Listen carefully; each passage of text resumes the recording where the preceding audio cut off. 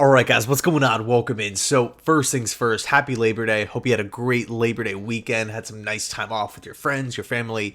But because it's Labor Day, that means that 1 week from today is the first Jets game of the season, right? Monday Night Football, Jets at Niners, massive. It's an absolutely humongous game, right? When we talk about level of pressure on the Jets, level of pressure on the 49ers, we can talk about the stars riddled throughout both teams. It's going to be must-see TV, in my opinion, right? Not just Niners fans, not just Jets fans. I really feel as though like this game is going to like the entire NFL fandom is going to be tuned into this game. It's going to be nuts, right? And I know we're still a week out. I think this is going to be such a big game. And you know, to be fair, we still don't know what's going on with the Reddick situation. And then from the Niners end, we still don't know what's going on with the Trent Williams situation. We should have some more clarity, I would hope, by the end of this week at some point, right? I'm hoping like that Thursday, Friday, or that Hassan Reddick reports to camp at some point.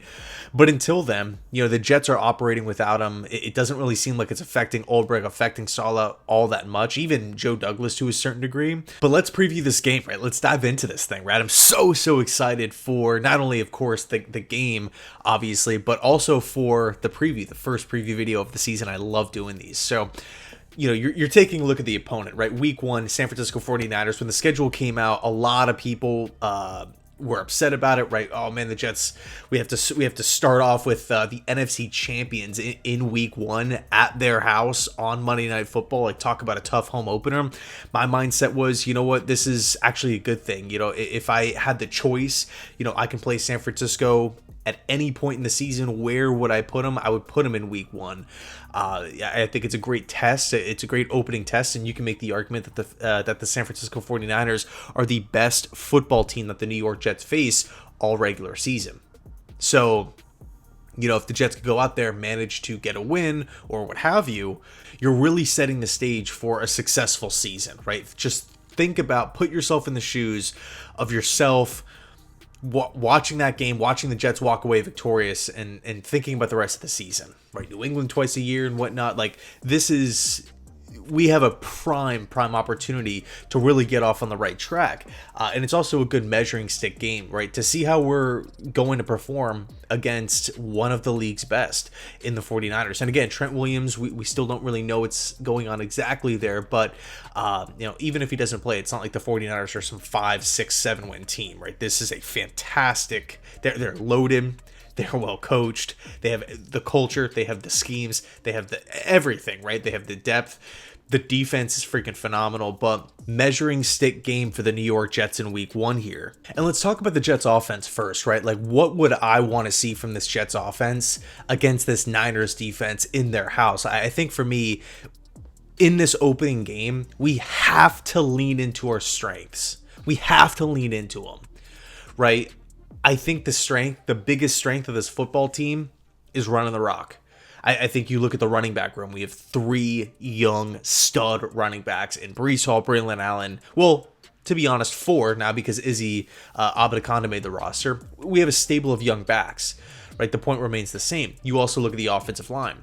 The offensive line has many improvements. John Simpson, a run blocking guard from Baltimore. AVT, who does a really good job in the run game coming back from injury. Morgan Moses excels in the run game. Tyron Smith at left tackle protecting Rodgers' blind side.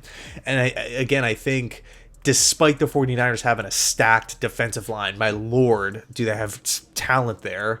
And they have one of the best linebacking cores in the game to help come up and stuff the run. I really feel as though the New York Jets, again, if everybody's healthy, we can run on pretty much any NFL team out there. I think there's so many benefits that come with running the football, specifically for this Jets squad. Really, the idea here for me, control the clock, control the pace, which ultimately leads you to control the game, right? If the New York Jets are controlling the pace of the game, we have our offense on the field quite a lot. We're forcing the 49ers to come up and make tackles. We're getting physical early. I think that really bodes well for this Jets offense later in the game to kind of open things up. I do not want to see one of these classic Hackett games where he just comes out throwing every single down. It seems like everything is within 10 yards of the line of scrimmage. I don't think that's going to happen. I think you look at the speed on the San Francisco 49ers defense. Let's get physical right up the middle first. To me, I think that could be a recipe for disaster, to come out and just start throwing like a million screens and all these different slants and all these short patterns, especially if your offensive line is brand new. Let's really kind of sink into this one and get the young running backs involved. I mean, it's going to take a lot of effort to tackle Breece Hall, to tackle Braylon Allen, to get Isaiah Davis down an open field. Also, you look at the speed that the 49ers present defensively. Like, for me at least, you kind of feel as though they have the guys to get in the backfield. They have guys to blow up these simple short passes really early, right? Hufanga at safety, Warner at linebacker. Not to mention their great cornerback duo with Ward and Lenore here.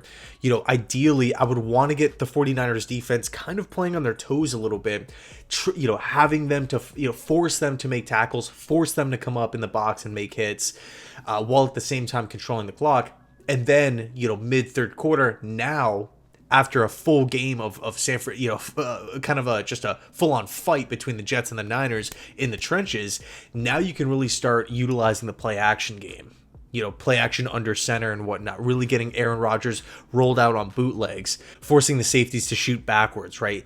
Pull them up close and then exploit them over the top as the game goes on. So really, that's kind of my mindset. Again, I'm not with all of the short passing early on in games. It's just weird. I feel like, again, with college, you could talk about like air raid systems and whatnot, or getting like a young quarterback comfortable. And also you can maybe argue, okay, well, Rodgers missed the entire season. You want to get him comfortable early on with throwing maybe short passes to get him in a rhythm. That's fair. That's understandable. But at the same time, like, think about the average 2023 Jets game, right? The Jets offense would come out in the field, doesn't matter who they're playing, what the weather was like, where they were, come out in shotgun and just start throwing, right? Incomplete on first down, complete on second down, 2nd and 9, they wrapped up. Third down, you're already in 3rd and long. 2 plays into the game, you're in 3rd and long, and one of those, the clock wasn't even running. So, 50 seconds into the game? 14 minutes, 13 minutes left on the clock, and you have your punt team rolling out. It's just, it's just not my thing. Now, of course, if you're connecting, you're connecting. But again, when you look at the 49ers defense, the talent, the speed, they could wrap up and blow those plays up pretty quickly. Another thing to factor is that the 49ers present a fantastic pass rush, right? Not only just, of course, with Bosa and Floyd, who's a new acquisition who had 9.5 sacks. I think that's going to be a huge loss for the Bills, thankfully. But they also have pass rushers up the inside, too. So I don't again, looking at this Jets offense, the structure of it, I don't want to run the risk of, trotting everybody out there and Hackett just going throw, and giving the Niners pass rush opportunities to get in the backfield, make plays, hit the quarterback. I don't want to see Rodgers getting hit constantly in the first quarter, potentially throwing things off, right? If you want to talk about knocking the rust off or getting back into the field, creating a rhythm, hitting the quarterback from a defensive perspective, that's like one of the top priorities, right? Again, from a defensive coordinator's mindset, if we want to disrupt the rhythm, if we can attack the quarterback, make him maybe double clutch, have an interior defensive lineman get in the backfield and get him off platform, or if we have an edge rusher, maybe hit him a little late where it's still, still legal within the game and it's not a 15-yard flag, and the quarterback now has to pick himself up off of the turf. That stuff over time will affect the quarterback, right? When you talk about trying to get the ball up maybe a half second quicker, the clock in a quarterback's head speeding up. Do I throw it away quicker? Do I maybe break the pocket when I don't necessarily have to? It just, to me, opens up a can of worms that it's just not needed. Feed the running backs, play to the strengths for this Jets offense. Now, when we look at the Jets defense, this is something that I'm really, really excited for because it's the classic Saleh versus Shanahan, right? These guys know each other. These guys know each other's schemes. They know each other's coaching tendencies. And I think this is really where, and I understand that Rodgers is coming back here, but this to me is like box office, right? To see the amount of talent, in my opinion, the Jets have a top 3 defense. to see this defense go into San Francisco and go up against one of the most technically skilled offenses, one of the best coached offenses, one of the best offenses in football, of getting things rolling, right? Creating that positive momentum and just having a timing-based system, a timing-based attack where it's just boom, boom, boom, positive play, positive play. When Shanahan gets going and he's just dealing as a play caller, it's honestly pretty crazy to watch. It just feels like every play is the right play. Every play is the right play. He just has such a good feel in the game.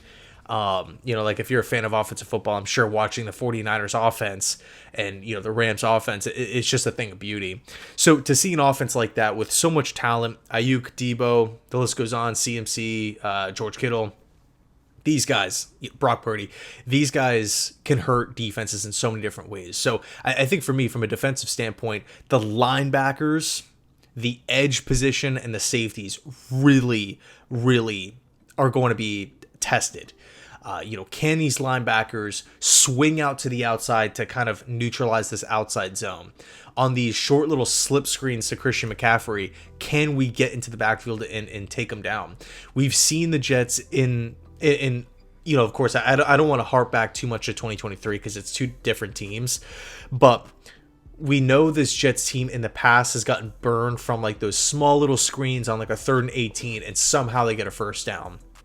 We've seen this Jets defense get burned from mobile quarterbacks extending a play, and Brock Purdy can get outside the pocket, especially when the Niners get him in like designed rollouts and he's throwing on the run. Such an accurate quarterback, and it seems like he always makes good decisions. But again, from the Jets defensive standpoint, we know Michael Carter, we know Sauce Gardner, we know DJ Reed, we know that they're going to do their thing. Of course, the guys on the inside, Kinlaw. Potential revenge game situation brewing. Quinnen, like these guys are going to go out there and do well. I don't have many questions about them, but like again, specifically, let's start with safety, right? Can these guys be the last line of defense? Can these guys be able to cover George Kittle? Can we wrap up an open field and not allow yards after the catch? I think, because I know the storyline is Aaron Rodgers, but Chuck Clark is coming off an ACL where he didn't play the entire season. So that to me is going to be a big matchup, right? Clark's influence in the game here. Moving on down to the linebackers, of course, can these guys come up and stuff the run, but more importantly, can they get to the outside? Can you fend off pulling offensive linemen to get to that outside moment where you're going to see the running back? Or are you going to be knocked off your block and the running back is going to zoom right by you because you're not there in time? These are the big questions that you have to ask when you're playing against like this style of offense that Shanahan runs. And then, of course, defensively, I feel pretty good about the inside, but the outside, right? Will McDonald, Michael Clemens, Jermaine Johnson, can we set and hold that edge? Because I think if you can against style of offense, you're going to have a solid performance. Obviously, it's a lot easier said than done, but still, those are my keys. Those are my keys defensively.